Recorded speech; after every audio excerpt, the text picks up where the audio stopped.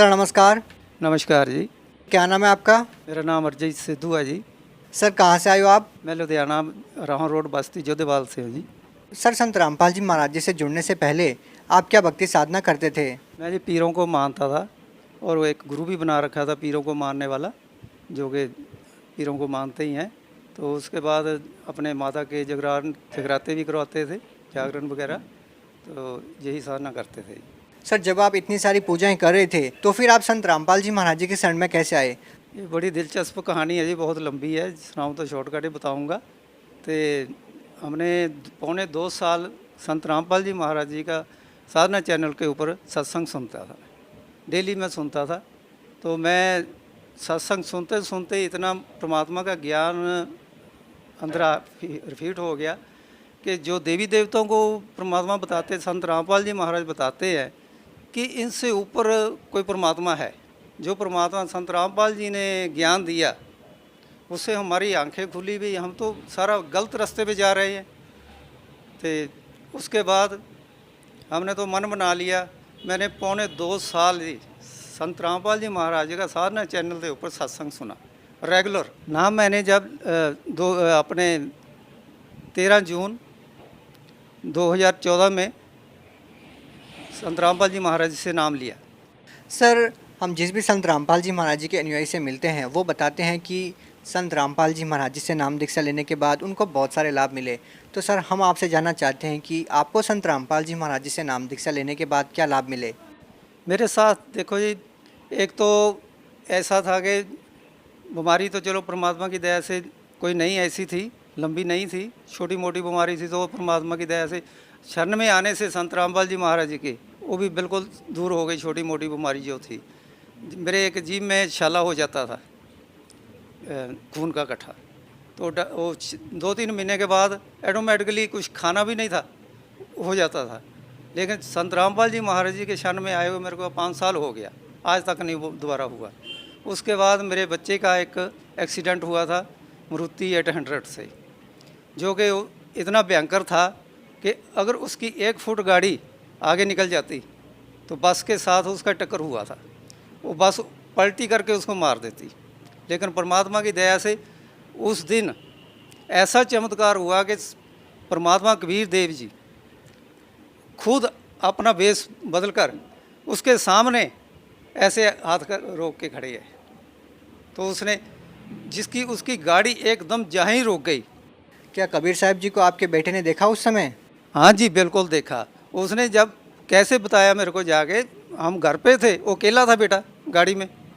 तो क्या हुआ कि जब गाड़ी बेटे ने मेरे को फ़ोन किया कि पापा गाड़ी का ना एक्सीडेंट हो गया, बस में लग गई। तो मैं क्या चलती है? कहता देखता हूँ। चलती नहीं है? कहता चलती नहीं है। मैं कहा ज़्यादा लगी होगी, थोड़ी तो नहीं लगी है ना? तो कहता आगे देख लो। थोड़ी दूरी थी रोड पे, हम भागे भागे गए, रोड पे जाकर देखा तो पूरी भीड़ इकट्ठी हुआ था। भीड़ इकट्ठा हुआ था, क्या देखा कि मैं ऐसे गाड़ी को नीचे देख रहा हूँ। तो गाड़ी को देख रहा, मैं कहा आप बच कैसे गए हो? बेटे को बोला कि आप कैसे बच गए हो? इतना भयंकर आप बोलता थोड़ी सी गाड़ी लगी है। गाड़ी इतनी ज़बरदस्त लगी थी कि उसकी लाइटें आगे की है ही नहीं, बम्पर पता ही नहीं कहाँ है, चकनाचूर हो गया मोरे। तो गाड़ी उसकी जहीं की जहीं खड़ी है बिल्कुल। तो जब मैंने देखा जाकर तो उसको मैंने सोचा कि परमात्मा की दया है, परमात्मा संत रामपाल जी ने आज बचा लिया इसको। इतने को देर में क्या हुआ कि परमात्मा कबीर देव जी ऐसे जैसे आसमान से कोई इंसान आता है ऐसे उतर के आए। क्या मांगा आगे? पहले मेरी भक्तमती मेरे साथ खड़ी है और इतनी भीड़ भी लगी है। तो क्या देखते हैं, वो बोलते हैं कि बेटा चाय पीना है, एक चाय का कप पीना है। तो भक्तमती बोलती कि मेरे पास तो पैसा नहीं है, मैं चाय कहाँ से पिलाऊँ, है ना? हमारे तो बच्चे का एक्सीडेंट हो गया है। तो वो मैं ऐसे मुंदा होकर पीठ पर तो गाड़ी को देख रहा। क्या देख रहा हूँ, वो जो कबीर परमेश्वर थी मेरी पीठ पे आगे हाथ मारा।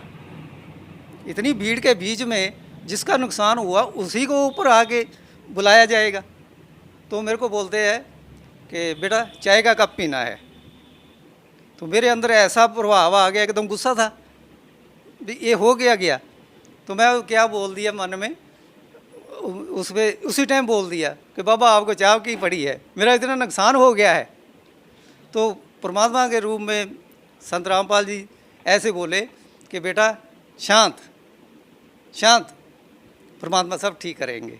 तो इतने में क्या देखा, पीछे मुड़ के देखा तो सब कुछ गायब, मुड़ के वो झलक नहीं दिसी हमको।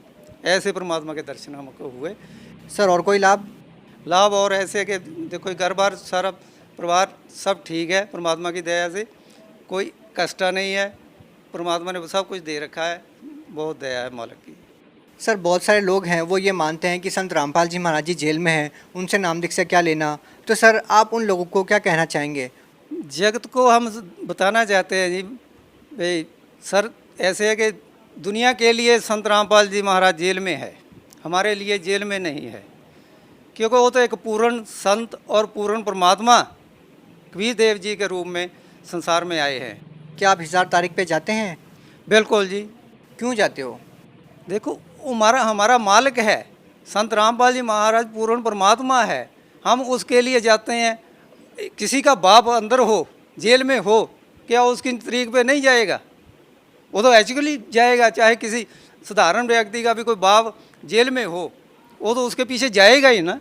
तो हमारा तो बाप है, हमारा वो परमात्मा है, हम उसके लिए जेल क्या, हम तो 7 समुद्र भी पार करके जाएंगे। सर आपने 2014 में संत रामपाल जी महाराज जी से नाम दीक्षा ली, तब वो अपने आश्रम में थे, आज वो जेल के अंदर है।